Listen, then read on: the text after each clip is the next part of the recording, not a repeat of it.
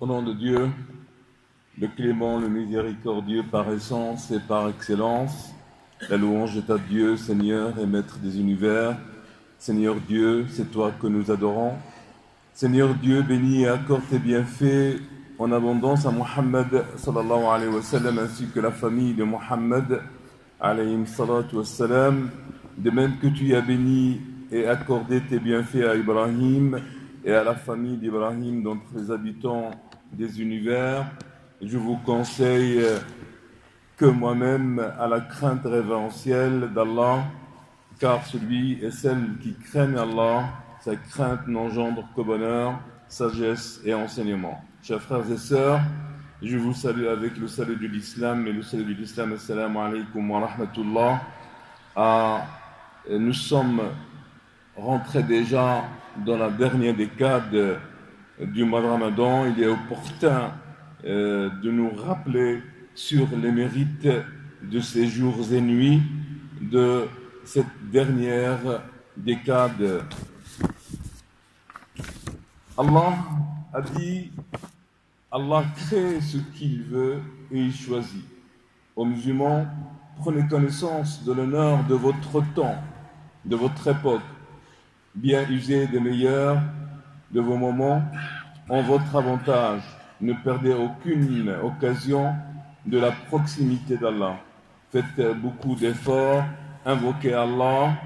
Aïcha, la mère des croyants, a dit au messager d'Allah, vois-tu, si je connais la nuit de la valeur, que pourrais-je dire? Il a dit, dis, ô mon Seigneur, tu es indulgent, tu aimes le pardon, pardonne-moi. En effet, chers frères et sœurs, l'invocation multipliée et invoquée durant les 10 derniers jours, votre Seigneur a dit, et quand mes serviteurs t'interrogent sur moi, alors je suis tout proche, je réponds à l'appel de celui qui me prie quand il me prie, qui réponde à mon appel et qu'il croit en moi afin qu'il soit bien guidé. L'invocation a une place extraordinaire et un impact hors de commun. La bonne clôture, toute l'auto-réforme dans l'argent, la bonne réussite dans les affaires, la bénédiction de toutes les sortes de rétributions et rémunérations et bienfaits. Chers frères et sœurs, l'invocation comporte et multiplie les causes de bien et l'agrandissement des espoirs. Lorsque s'approche la période de la retraite, le prophète sallallahu alayhi wa sallam est retiré durant les jours du Ramadan, lequel on demande à Allah de rencontrer la nuit de la valeur. Quelle est donc la sagesse voulue par Dieu à son serviteur de se retirer dans la mosquée, une retraite journalière se caractérise par les prières nocturnes, lesquelles les musulmans méditent son état, 1 heure ou plus, et son âme s'élève chez le suprême des Illiyin, comme il a légiféré aux musulmans un autre annuel, 10 jours, se coupe de toutes sortes de vies matérielles, hormis Allah l'exalté et de son livre. Ainsi, il se purifie sa personne, son âme, de toute souillure, et s'élève donc de la terre malléable qui pollue son âme. C'est là le secret, la sagesse et ce intérêt du prophète sallallahu alayhi wa sallam de retrait, à tel point qu'il a laissé au Ramadan et il l'a rapporté au mois de Shawwal. Donc la retraite spirituelle, c'est la prévélation de l'ego à l'obéissance et au rappel et aux actes de dévotion. Il oublie de la vie éphémère, l'argent, les enfants, mais en même temps, il faut souligner ici que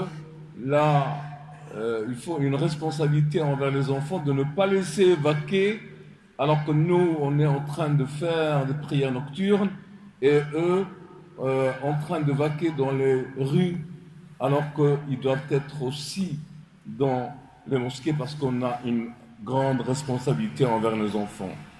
L'épouse, c'est une augmentation de lien et une proximité avec Allah. Et l'attachement, liaison solide, ferme, extrait avec le Créateur et de cet univers, après une année de travail épuisant, accablant, le commun dans la vie matérielle et négliger les droits délivrés par l'année s'arrête afin de se retrouver ce qu'il a perdu de bien et le mettre dans la voie rectiligne, en fin de compte, une proximité avec son Seigneur.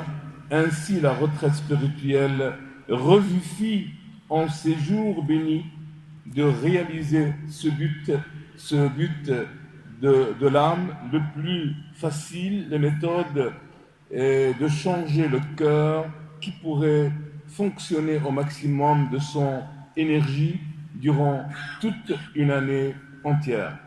Il est de notre devoir de loin et qu'on se comporte avec la retraite spirituelle comme une école complémentaire d'éduquer nos cœurs à la liaison de Dieu, à faire la comptabilité de l'ego.